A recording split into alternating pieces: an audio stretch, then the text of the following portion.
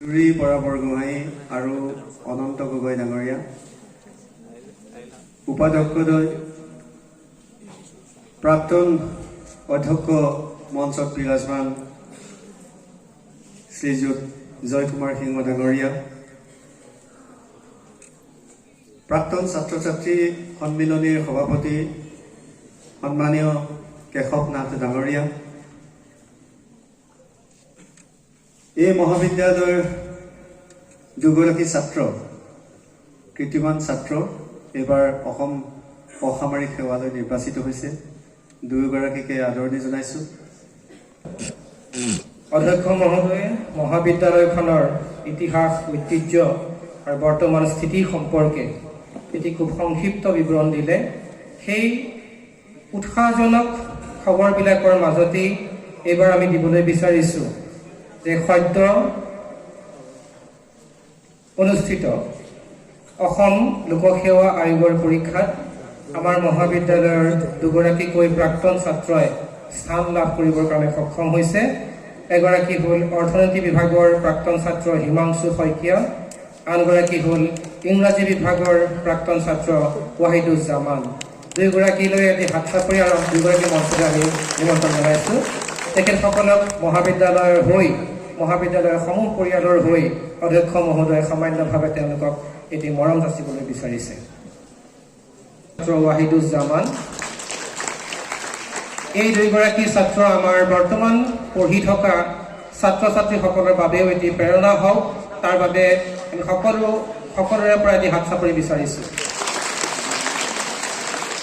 আৰু আমি মহাবিদ্যালয়ৰ তৰফৰ পৰা হিমাংশু শইকীয়া আৰু ৱাহিদুজ্জামানে ভৱিষ্যত অনাগত সময়খিনিত এগৰাকী দক্ষ, নিকা ভাৱমূৰ্তি আৰু মানৱীয় প্ৰশাসনিক বিষয়া হিচাপে নিজৰ নাম উজ্বলাবলৈ আমি ভগৱন্তৰ ওচৰত প্ৰাৰ্থনা জনাইছোঁ আৰু সকলোৱে তেওঁলোকৰ ভৱিষ্যত উন্নতি আশা কৰিছোঁ। এইবাৰ আমাৰ এগৰাকী অন্যতম মই প্ৰথমে সম্বোধন কৰিছোঁ। কলেজ পৰিচালনা সমিতিৰ সভাপতি সন্মানীয় চেনিৰাম বৈদ্য ডাঙৰীয়াকো মই সম্বোধন কৰিছোঁ। মই দুই এটা কথা কৈ যাম আৰু মোৰ পূৰ্ণ প্ৰস্তুতিও নাছিলে। মই ভাবিছিলোঁ মাতিছিলে যেতিয়া মই এবাৰ মানে মোৰ বন্ধুক আৰু দেখা কৰি আহিম, বা আমাৰ দেশখন বা আমাৰ গোটেই পৃথিৱীখনে আজি তোমালোকে আজিৰ দিনটোত যেনেকৈ কাম কৰিবা তাৰ ওপৰতে আমাৰ ভৱিষ্যতটো নিৰ্ভৰ হৈ আছে। গতিকে আমি ইতিমধ্যে যথেষ্ট জীৱনত বিভিন্ন দিশত আমাৰ অভিজ্ঞতা হৈছে।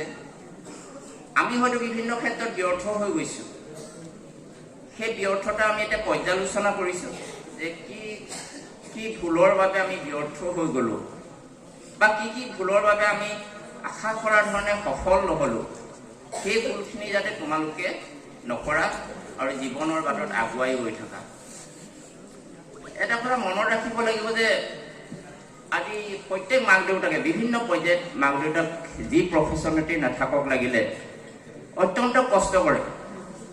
দেউতাকজনে কেতিয়াও নকয় যে মোৰ ইমান কষ্ট কৰি ঘৰলৈ ঘূৰি গৈছোঁ। মই ছাত্ৰ ছাত্ৰীসকলৰ উদ্দেশ্য কৰিহে ক'ম দেই, মই ইমান বিদ্যান মানুহক উদ্দেশ্য কৰি ক'বলৈ মোৰ সেইখিনি ধৃষ্টতা নাই। মই ছাত্ৰ ছাত্ৰীসকলক উদ্দেশ্য কৰিয়ে কৈ আছোঁ, তেওঁলোককে মই সম্বোধন কৰি আছোঁ এতিয়া, যে দেউতাকজনে কেতিয়াও নক'ব মোৰ কিমান কষ্ট কৰি মই ঘৰখনলৈ আকৌ বেক কৰিছোঁ সন্ধ্যা। আৰু মাকে কেতিয়াও নক'ব, মাক যদিও তেওঁ হোম মেকাৰ হ'ব পাৰে, ঘৰৰ গৃহস্থী হ'ব পাৰে, তেওঁ কেতিয়াও নক'ব যে কেনেধৰণে মই কষ্ট কৰি তোমাক আজি উলিয়াই পঠিয়াই দিছোঁ। কিন্তু বহুত কষ্ট আছে, বহুত সংগ্ৰাম কৰি আছে তোমাৰ দেউতা, তোমাৰ মায়ে তোমাৰ কাৰণে। আৰু সেই সংগ্ৰাম তোমালোকে মূল্য দিব লাগিব। তোমালোকে আজিৰ দিনটো এনেকৈ ব্যৱহাৰ কৰিব লাগিব যে আজিৰ দিনটো কৰা কামৰ বাবে যাতে তোমালোকে ভৱিষ্যতে ৰিপেণ্ট কৰিব লগা নহয়, কৃতজ্ঞ হ'ব লাগিব। মই এনেকুৱা ধৰণৰ কোনো কাম কৰিব নালাগিব যি কামে মোৰ মা ধৰিত্ৰী মায়ে কষ্ট পায়। এনেধৰণৰ মই কোনো কাম কৰিব নালাগিব যি মোৰ মা দেউতা হয়তো জীয়াই থাকিব পাৰে বা মোৰ স্বৰ্গগামী হ'ব পাৰে, সকলোৱে লক্ষ্য কৰি থাকে। মোৰ প্ৰতিটো কাম প্ৰতিটো কাৰ্য তেওঁলোকে লক্ষ্য কৰি আছে আৰু মোৰ কাৰ্যই যাতে তেওঁলোকক দুখ নিদিয়ে।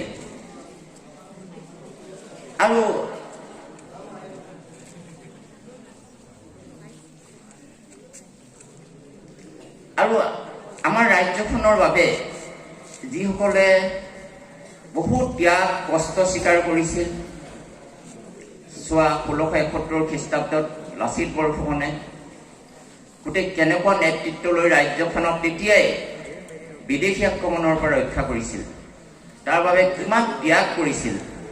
বা তাৰ পাছতো আমাৰ বহু দেশপ্ৰেমিকে দেশৰ বাবে শ্বহীদ হৈছে, স্বাধীনতাৰ আগত আৰু স্বাধীনতাৰ পাছত নিজৰ দেশখনৰ কাৰণে নিজৰ ৰাজ্যখনৰ কাৰণে। গতিকে তোমালোকৰ কাৰ্য আচৰণ ব্যৱহাৰ এনেকৈ হ'ব লাগিব যে আমি এখন শক্তিশালী অসম এদিন পাম। ব্ৰহ্মপুত্ৰ উপত্যকাৰ পাৰত এটা শক্তিশালী অসমীয়া জাতি গঢ় লৈ উঠিব। আমাৰ ভূপেন দাই যি গানৰ মাজেদি এখন সুন্দৰ অসম, শক্তিশালী অসম, ব্ৰহ্মপুত্ৰ উপত্যকাত এটা শক্তিশালী জাতি, অসমীয়া জাতি গঢ় লোৱাৰ বাবে যিটো স্বপ্ন দেখিছিল, তেওঁ গানৰ মাজেদি সাহিত্যৰ মাজেদি যি সুন্দৰ অসমৰ কল্পনা কৰিছিল, যি শক্তিশালী অসমীয়া, আমাৰ প্ৰতিটো ফুল ফুটি তেখেতে উনুকিয়াই দিছে গানৰ মাজেদি। গতিকে আমি এনেধৰণে কাম কৰিব লাগিব, এনেধৰণে আচৰণ কৰিব লাগিব যি কামে মোৰ ঘৰখন শক্তিশালী কৰি তোলে, মোৰ কামে মোৰ গাঁওখনৰ মানুহে গৰ্ব অনুভৱ কৰিব পাৰে, মোৰ কামৰ জৰিয়তে মই ৰাজ্যখনৰ প্ৰতি বৰঙণি আগবঢ়াম, মোৰ কামে মই এখন সুন্দৰ পৃথিৱী পোৱাত বৰঙণি আগবঢ়াম। তেনেধৰণৰ কাৰ্যই আমাক আগুৱাই লৈ যাব। আমি বেলেগ বেলেগ প্ৰফেশ্যনত থাকিব পাৰিম। বাৰ্ষিক যুৱ মহোৎসৱৰ শ্ৰেষ্ঠ কণ্ঠশিল্পী হিচাপে স্বীকৃতিপ্ৰাপ্ত হোৱা ভাৰ্গৱ দাসৰ গীতৰ শৰাই মাজলৈ ভাৰ্গৱ দাসক এই মঞ্চত গীত পৰিৱেশন কৰিবলৈ অনুৰোধ জনালোঁ। ধন্যবাদ।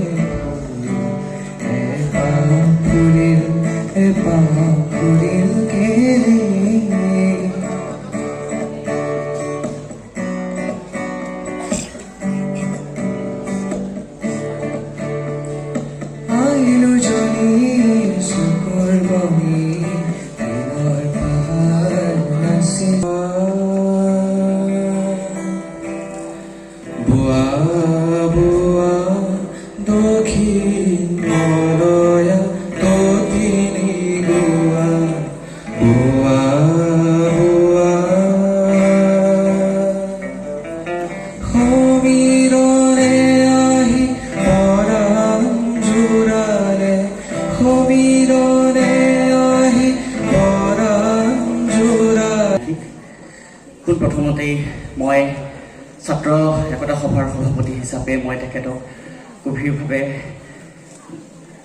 জনাইছোঁ। গতিকে আপোনাৰ বহুমূলীয়া ভাষণ প্ৰদান কৰিবলৈ অনুৰোধ জনালোঁ।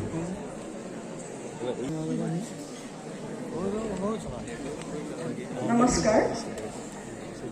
এই মহাবিদ্যালয়ৰ প্ৰতিষ্ঠাৰ পৰা বৰ্তমানলৈকে থকা সকলোলৈকে প্ৰথমে শ্ৰদ্ধা জ্ঞাপন কৰিছোঁ আৰু অধ্যক্ষ মহোদয়, উপাধ্যক্ষ মহোদয়, উপস্থিত সন্মানীয় অতিথি, সন্মুখত থকা সকলো অগ্ৰজ অনুজ সকলোকে মই মান্যানুসাৰে শ্ৰদ্ধা জ্ঞাপন কৰিছোঁ। প্ৰথমতে কওঁ যে এইখন মহাবিদ্যালয়লৈ মোক নিমন্ত্ৰণ দিয়াৰ কাৰণে মই আচলতে খুব সন্মানিত। ব্যক্তিগত কিছু অসুখ বিসুখৰ পিছতো মই ডক্টৰ মিলন নেওগে মতাৰ লগে লগে আহিম বুলি কৈছোঁ। এইটো কাৰণেই যে এই মহাবিদ্যালয়খনৰ প্ৰতি মোৰ থকা সন্মানৰ কাৰণে। একেবাৰে কমকৈ কথা কম। মই অহাৰ পৰা লক্ষ্য কৰি আছোঁ যে ছাত্ৰ ছাত্ৰীসকলক বহুৱাই থোৱাৰ এটা কষ্টকৰ চেষ্টা অহৰহ চলি আছে দুৱাৰৰ ফালে। আজিকালি ছাত্ৰ ছাত্ৰীসকলৰ কথা শুনাৰ ধৈৰ্য নাই। এই বিষয়টোকে লৈ মই মাত্ৰ আপোনালোকক 10 মিনিটমানহে কথা ক'ম। একেবাৰে সাহিত্যৰ কথা নকওঁৱেই। এই যে ল'ৰা ছোৱালীবোৰৰ বহি থাকিবলৈ মন নাযায়, কথা শুনিবলৈ মন নাযায়, তেওঁলোকৰ ভিতৰি এক ধৰণৰ মানসিক অস্থিৰতা, এই বিষয়বস্তুটো লৈ আমাৰ অসমত বৰ বিশেষ আলোচনা হোৱা নাই। আৰু বিভিন্ন মহাবিদ্যালয়ত মোক এনেকৈ কথা ক'বলৈ নিমন্ত্ৰণ দিয়ে। নিমন্ত্ৰণ দিয়াৰ পিছত মই দৃশ্যটো একেই দেখোঁ। সন্মুখৰ ফালে কেইজনমান ছাত্ৰ ছাত্ৰী মনোযোগেৰে বহি থাকে, পিছৰ ফালেও ল'ৰা ছোৱালীখিনিয়ে কথা পাতিবা অন্য ধৰণে তেওঁলোকে মনোযোগটো বাৰে বাৰে ব্যাহত কৰি ৰাখে। আৰু এই কথাটোৰ কাৰণে আচলতে ছাত্ৰ ছাত্ৰীসকলক আমি কোনো উপায়েৰে দোষ দিব নোৱাৰোঁ। বিশেষকৈ যিসকল পঢ়া শুনা মানুহে উত্তৰ উপনিৱেশিকবাদৰ যিবিলাক ইফেক্ট বা উত্তৰ উপনিৱেশিকতাৰ যিখিনি প্ৰভাৱ, সেইবিলাকৰ বিষয়ে যিসকলে পঢ়িছে তেওঁলোকে গম পাব যে আমাৰ বৰ্তমান প্ৰাপ্তবয়স্ক মানুহৰ কথা শুনাৰ ধৈৰ্য 8 মিনিটলৈ কমি গ'ল। আমি 8 মিনিটতকৈ কোনো কাৰণতে কথা শুনাৰ মনোযোগ ৰাখিব নোৱাৰোঁ। আৰু সৰু ছাত্ৰ ছাত্ৰী মানে যিসকল টিনেজ বা একেবাৰে শৈশৱৰ যিসকল শিশু, সেইবিলাকৰ কথা শুনা মনোযোগ দিয়াৰ ক্ষমতা 5 মিনিটৰ তলত। আৰু ইউনিচেফে এটা ডাঙৰ প্ৰতিবেদন দিছে। সেই প্ৰতিবেদনৰ মতে 2035 চনত আমাৰ ডাঙৰ মানুহৰ কথা শুনাৰ ধৈৰ্য থাকিব 5 মিনিট আৰু শিশুসকলৰ কথা শুনাৰ ধৈৰ্য থাকিব 2 মিনিট বা 1 মিনিট। আৰু তাৰপিছত হয়তো আমি ক্ৰমাৎ আমাৰ কথা শুনা, কথাৰ প্ৰতি মনোযোগ দিয়াৰ ধৈৰ্যটো একেবাৰে নোহোৱা হৈ যাব। এই বিষয়টো মই এইটো কাৰণেই কৈছোঁ যিহেতু মোৰ কথা কোৱাৰ গোটেই লক্ষ্য আৰু উদ্দেশ্য ছাত্ৰ ছাত্ৰীসকল। আমি আগতে দেখিছিলোঁ ব্ৰিটিছে ভাৰতৰ শোষণ কৰিছিলে, যিটো মেটেৰিয়েলিষ্টিক এক্সপ্লইটেশ্যন। আমাৰ পৰা কয়লা নিছিলে, তেল নিছিলে, কাঠ নিছিলে, আমি দেখিছিলোঁ, হুলস্থুল কৰিছিলোঁ। আৰু আমি এই শোষণৰ পৰাধীন জাতি বুলি আমি হুলস্থুল কৰি আমি আন্দোলন কৰিলোঁ, প্ৰতিবাদ কৰিলোঁ, আৰু এদিন আমি স্বাধীনতা পালোঁ। কিন্তু আমি স্বাধীনতা নাপালোঁ, আমি বৌদ্ধিকতাৰ, আমাৰ চিন্তাৰ স্বাধীনতা কাহানিও নাপালোঁ। যেতিয়া ব্ৰিটিছ গ'ল তাৰ আগৰ পৰাই বহুজাতিক কোম্পানীবোৰ গঠন হ'ল। বহুজাতিক কোম্পানীবোৰে দেখিলে যে এতিয়া আৰু দেশকৈ মানুহৰ পৰা কয়লা আৰু তেল নিব নোৱাৰি। সেইটো কাৰণে তেওঁলোকে নতুন এক ধৰণৰ শোষণ আৰম্ভ কৰিলে। আৰু সেই শোষণটো হ'ল আমাৰ চিন্তাৰ শোষণ, এক্সপ্লইটেশ্যন অফ আৱাৰ থিংকিং। আমাৰ তৃতীয় বিশ্বৰ যিবোৰ দেশ, সেই দেশবোৰৰ বেছিভাগ মানুহ নহয়, তেওঁলোক হ'ল একোজন উপভোক্তা, তেওঁলোক হ'ল একোজন গ্ৰাহক।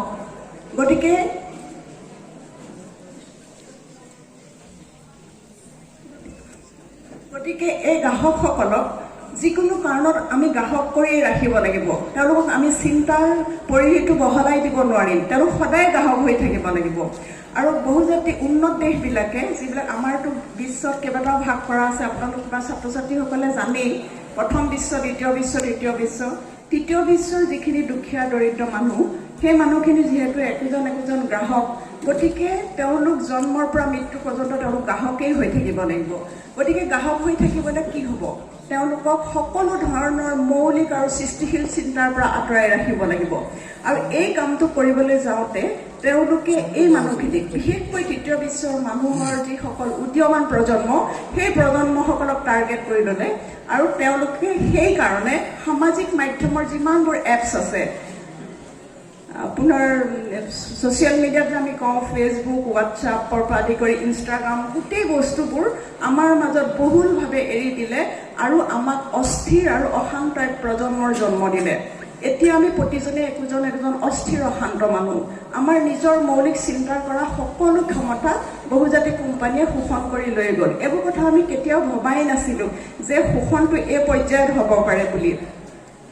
আৰু এটা কথা আমাৰ কেতিয়াও আলোচনালৈ নাহে যে তৃতীয় বিশ্বৰ মানুহৰ যিটো চাইকলজিকেল বা মানসিক অৱস্থা, তেওঁলোকে সদায় নিজকে এটা ইনফিয়ৰ জেগাত ৰাখে। নিজেই যেন একেবাৰে গোটেই পৃথিৱীখন আগবাঢ়ি গ'ল, আমিহে পিছ পৰি থাকিলোঁ, এনেকুৱা ধৰণৰ এক মানসিক গাঁথনি আমাৰ সৃষ্টি হ'ল। তাৰ ফলত আমি কি কৰোঁ, আমি যিটোকে কৰে সেইটোকে ভাল বুলি ভাবোঁ।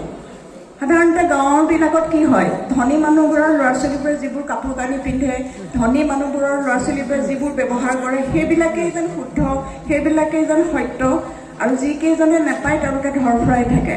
এতিয়া বিশ্বজুৰি সেইটো ঘটনাই ঘটি আছে। আমি তৃতীয় বিশ্বৰ মানুহবোৰে ভাবিছোঁ পৃথিৱীখন বহুত সলনি হৈ গ'ল, আমিহে পোৱা নাই। গতিকে অনলাইন মাৰ্কেটটো তেনেকৈ আমাৰ মাজত সোমাই গ'ল, প্ৰতি গাঁৱে ভূঞে সেইটো সোমাই গ'ল।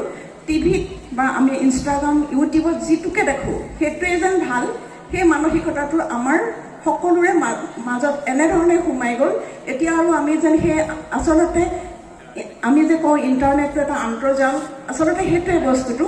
আমি তাৰ ভিতৰত সোমাই এজন পুতলা হৈ গ'লোঁ। আৰু তোমালোকৰ প্ৰজন্মক ইউনেস্কোৱে কৈছে যে পাপেট বুলিহে কৈছে, তোমালোকৰ কোনো নতুন চিন্তা নাই।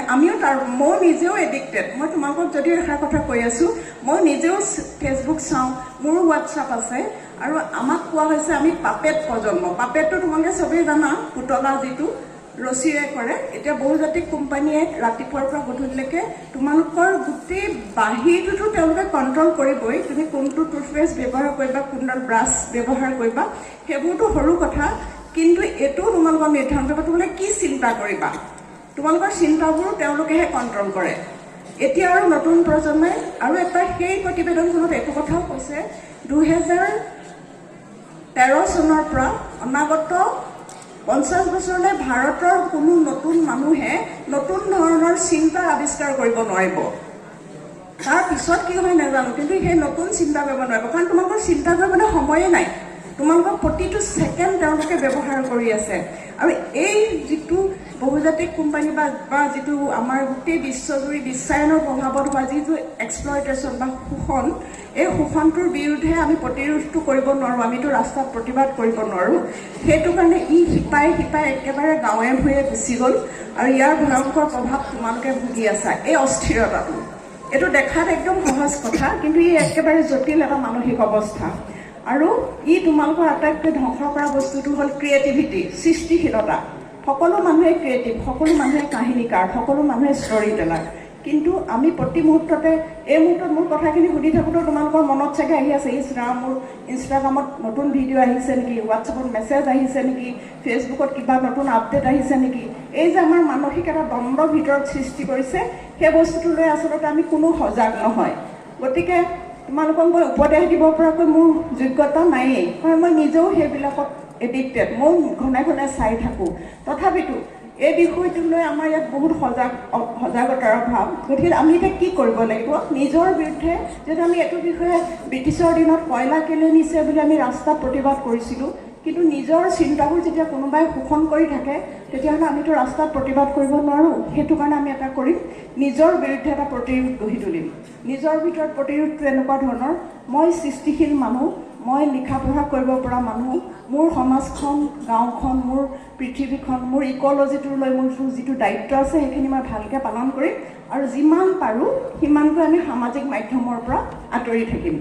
মই সামাজিক মাধ্যম ব্যৱহাৰ কৰিবলৈ অনুৰোধ কৰিছোঁ তোমালোকক যে কৰা, সামাজিক মাধ্যমত বহুত ভাল কথা আছে, কিন্তু নিজক এই সামাজিক মাধ্যম বা বহুজাতিক কোম্পানী এজন পাপেট হ'বৰ কাৰণে নিজক এৰি নিদিবা। মই নিজেও চেষ্টা কৰি থাকোঁ যে ইয়াৰ পৰা আঁতৰি থাকোঁ, আঁতৰি থাকিলে বহুত ভাল। মই ইয়াতে একেবাৰে শেষত এটা কথা কৈছোঁ, অলপতে USA এটা পৰিকল্পনা এনাউন্স কৰিছে, কিডজি চেলেঞ্জ উইথ 1000। আপোনালোকে কোনোবাই শুনিছে চাগে, চেলেঞ্জ উইথ 1000 মানে কিডজিলৈ যেতিয়া এটা ষ্টুডেণ্ট যাব, তেওঁলোকৰ 6 বছৰীয়া এটা ল'ৰা কিডজিলৈ যাব, তাৰ আগত মাক দেউতাকে 1000খন কিতাপ পঢ়াব লাগিব, তাৰপিছতহে সি কিডজিত এডমিশ্যন পাব। সেইবিলাক কথা আমাৰ ইয়াত প্ৰচাৰেই নহয়। কিন্তু আমাৰ বয়সৰ মানুহ আমি 1000খন কিতাপ নপঢ়োঁ। কেনেকুৱা ধৰণৰ এক্সপ্লইটেশ্যন হৈছে তেওঁলোকে আমাক দি দিছে, তোমালোকে হোৱাটছআপ কৰা, ফেচবুক কৰা, তোমালোকে নিজৰ মাজত মগন হৈ থাকা, তোমালোকে আমাক চাই থাকা আৰু আমি তোমালোকক শোষণ কৰি থাকিম, কিন্তু আমাৰ সন্তানক আমি ভালকৈ গঢ়িম। তেওঁলোকৰ সন্তানক কিন্তু ভালকৈ গঢ়ি আছে। কিডজিৰ আগতেই 1000খন কিতাপ পঢ়াই দিছে, কিন্তু আমাক তেওঁলোকে কি কৈছে, তোমালোকে টিভি চোৱা, যিমান পাৰা হোৱাটছআপ চোৱা, ইউটিউব চোৱা, আৰু এই যে ৰিলবোৰ যে 1.5 মিনিট 2 মিনিট 1 মিনিটৰ কৈছে, সেইটো এটা সিহঁতৰ শোষণ, যাতে আমাৰ অস্থিৰতাটো বাঢ়ি যায়। আৰু সেইটো কাৰণে তৃতীয় বিশ্বৰ মানুহৰ আগতে সেইটো বাহিৰৰ দেশৰ আছিলে, এতিয়া আমাৰ দেশৰ মানুহৰ মানসিক কিছু সমস্যা হৈ আছে, যিটো হ'ল এই সামাজিক মাধ্যমে সৃষ্টি কৰা এটা দ্বন্দ্বৰ পৰা আৰম্ভ হৈছে। কাৰণ আমি পথাৰত বোকাত খেলি থাকোঁতে আমি 4G 5G পালোঁ, আমি বেলেঞ্চ কৰিব নোৱাৰিলোঁ। সামাজিক মাধ্যমৰ ব্যৱহাৰটো আমি বেলেঞ্চ কৰিব পৰা নাই, কাৰণ আমি পথাৰত হাল বাই থাকোঁতেই 4G পাই গ'লোঁ। বাকীবোৰ ইণ্ডাষ্ট্ৰিয়েল দেশবোৰে লাহে লাহে পাইছে। গতিকে সেই বেলেঞ্চটো আমাৰ যেতিয়ালৈকে মেইনটেইন নহ'ব, তেতিয়ালৈকে আমাৰ এই প্ৰজন্মটোৱে বহুত ভুগিব। গতিকে মই সকলোকে অনুৰোধ কৰোঁ যে নিজক এই ধৰণৰ শোষণৰ পৰা নিজকে মুক্ত কৰি ৰাখিবলৈ যিমান পাৰা কিতাপ পঢ়া, গান শুনা, নিজৰ চাৰিওফালৰ প্ৰাকৃতিক পৰিৱেশটো চোৱা আৰু নিজক পুতলা হোৱাৰ পৰা এতিয়াই বচোৱা, নহ'লে ভৱিষ্যতটো বহুত ভয়ংকৰ এটা দিশলৈ গৈ আছে। আৰু সকলোকে মোৰ এই কথাখিনি মনোযোগেৰে শুনাৰ কাৰণে ধন্যবাদ জ্ঞাপন কৰিলোঁ। শেষত এটা কথা কওঁ, কোনো কথাই আল্টিমেট নহয়, মোৰ কথাখিনিয়ে শুদ্ধ নহয়। ইয়াৰ মাজত যদি আপোনালোকে কিবা চিন্তাৰ খোৰাক বিচাৰি পায়, আপোনালোকে যদি ইয়াৰ মাজতে কিবা এটা বিচাৰি পায়, তেতিয়াহ'লে মোৰ ভাল লাগিব। আৰু যদি ভাবে যে এই কথাখিনি আপোনাৰ আৰু মোৰ মাজত কিছু দ্বৈধতা আছে বা মতদ্বৈধতা আছে, সেইখিনিও মই গ্ৰহণ কৰিবলৈ সাজু। ধন্যবাদ।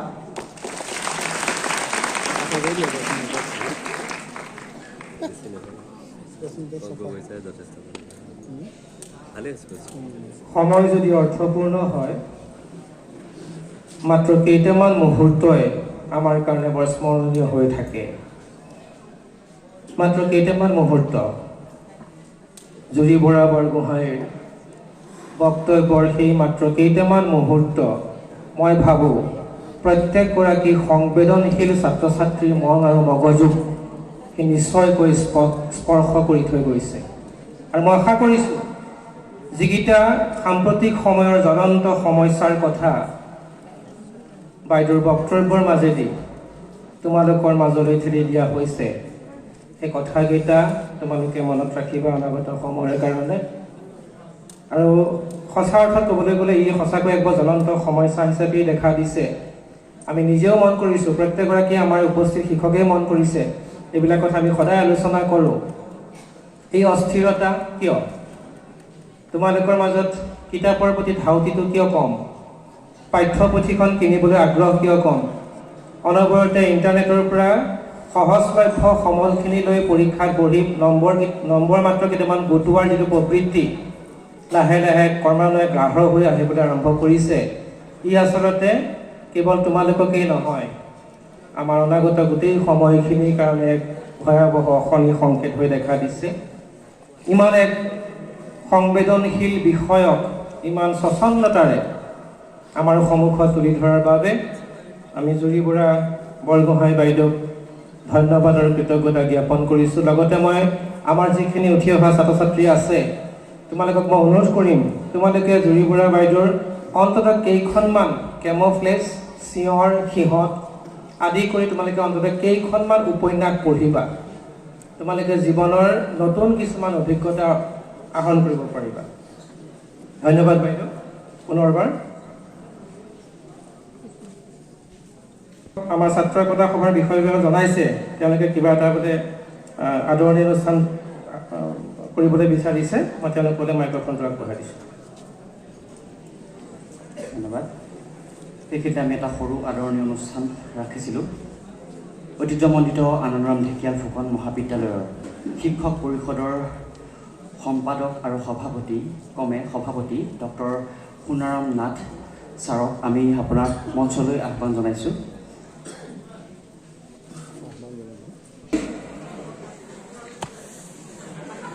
তেখেতক বঁটাটি প্ৰদান কৰিব আমাৰ আজি আমন্ত্ৰিত অতিথি জুৰি বৰা বৰগোহাঁই বাইদেৱে। দ্বিতীয় শ্ৰেষ্ঠ তাৰ্কিক আৰিয়ান ৰাজাকে আৰিয়ানৰ বাবে এটা হাত চাপৰি। আৰিয়ান আহা। আৰিয়ানক বঁটাটি প্ৰদান কৰিব আমাৰ অন্য এগৰাকী অতিথি অনন্ত গগৈ ডাঙৰীয়াই।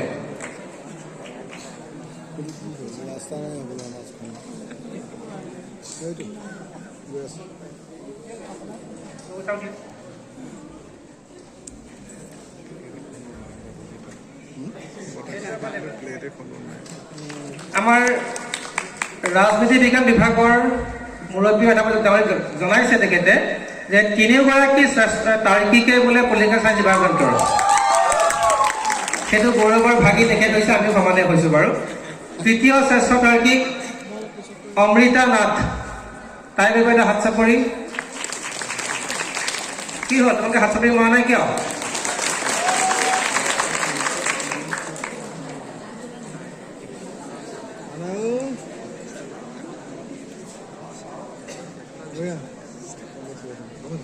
এইবাৰ আমি আহিছো best social activist Jitendra Kumar Nath আৰু কি আছিলে বুৰহানক বঁটা প্ৰদান কৰিব সন্মানীয় অধ্যক্ষ মহোদয়।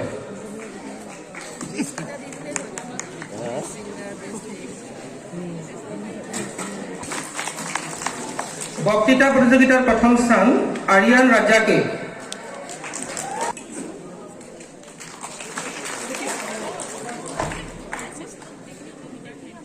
প্ৰদান কৰিছে আমাৰ উপাধ্যক্ষ ডক্টৰ মৃদুল কুমাৰ হাজৰিকা ছাৰে।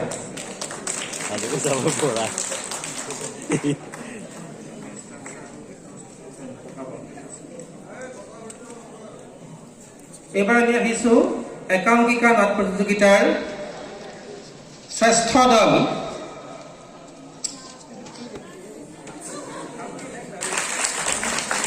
শ্ৰেষ্ঠ পৰিচালক বিনোদ বৰা, দুয়োকে বঁটা প্ৰদান কৰিব আমাৰ জুৰি বৰা বৰগোহাঁই বাইদেউ। Binod Bora best director.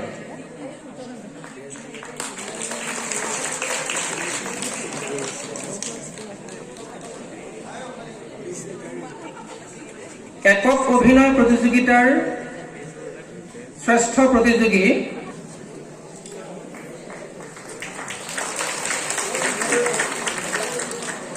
এবাৰ আহিছো আমি এই বৰ্ষৰ 2024-25 বৰ্ষৰ আনন্দৰাম ঢেকিয়াল ফুকন মহাবিদ্যালয়ৰ শ্ৰেষ্ঠ সংগীত শিল্পী ভাৰ্গৱ বৰা। ইতিমধ্যে ভাৰ্গৱে এটি সংগীত পৰিৱেশন কৰিছিলে মঞ্চত। শ্ৰেষ্ঠ প্ৰতিযোগীৰ কিতাপ অৰ্জন কৰিব পৰা নাছিল, তথাপিও এগৰাকী সম্ভাৱনাময় আৰু যথেষ্ট অনুশীলন কৰা। এইবাৰ আমি বঁটা দিবলৈ বিচাৰিছো যিসকলে মহাবিদ্যালয়ৰ সপ্তাহত স্থান লাভ কৰিবলৈ সক্ষম হ'ল, সকলোলৈকে মহাবিদ্যালয় কৰ্তৃপক্ষৰ তৰফৰ পৰা, ছাত্ৰ একতা সভাৰ তৰফৰ পৰা ধন্যবাদ, শুভেচ্ছা আৰু অভিনন্দন জ্ঞাপন কৰিছো। কিন্তু যিসকল প্ৰতিযোগীয়ে যদিও স্থান লাভ কৰা নাই কিন্তু মহাবিদ্যালয়ৰ বিভিন্ন প্ৰতিযোগিতাত অংশগ্ৰহণ কৰিছে, তেওঁলোকলৈকো আমি শুভেচ্ছা আৰু অভিনন্দন জ্ঞাপন কৰিছো তেওঁলোকৰ অংশগ্ৰহণ কৰাৰ কাৰণে, আৰু আশা কৰিছো অনাগত সময়ত তেওঁলোকৰ সেই সাধনা অব্যাহত থাকিব আৰু অনাগত সময়ত তেওঁলোকে স্থান লাভ কৰিবৰ কাৰণে সক্ষম হ'ব। প্ৰণামীয়ে ভাবিছো এই বঁটাটো আমাৰ জুৰি বাইদেউৰ পৰা ল'লে বেছি ভাল হ'ব। প্ৰণামী আহা।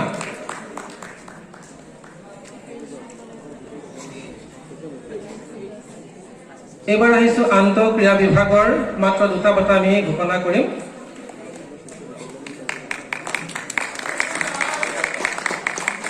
বেডমিণ্টন ছিংগুল বয়জ শ্ৰদ্ধাৰ শ্ৰেণীৰাম বৈদ্য মহোদয় আৰু মহাবিদ্যালয়ৰ অধ্যক্ষ মহোদয় ডক্টৰ সদানন্দ পায়েং ছাৰ, মহাবিদ্যালয়ৰ উপাধ্যক্ষ ডক্টৰ মৃদুল কুমাৰ বৰা। আমি ইতিমধ্যে সভাৰ একেবাৰে অন্তিম কাৰ্যসূচীত উপস্থিত হৈছোহি। এতিয়া আছে জাতীয় সংগীত পৰিৱেশন আৰু সভাভংগ। আমাৰ ইতিমধ্যে অসম সাহিত্য সভাই সোঁহাতখনেৰে বুকুত স্পৰ্শ কৰি জাতীয় সংগীত পৰিৱেশন কৰাৰ সিদ্ধান্ত লৈ থৈছে। সকলোকে সেইমতে আমি জাতীয় সংগীত পৰিৱেশন কৰিবৰ বাবে অনুৰোধ জনাইছোঁ।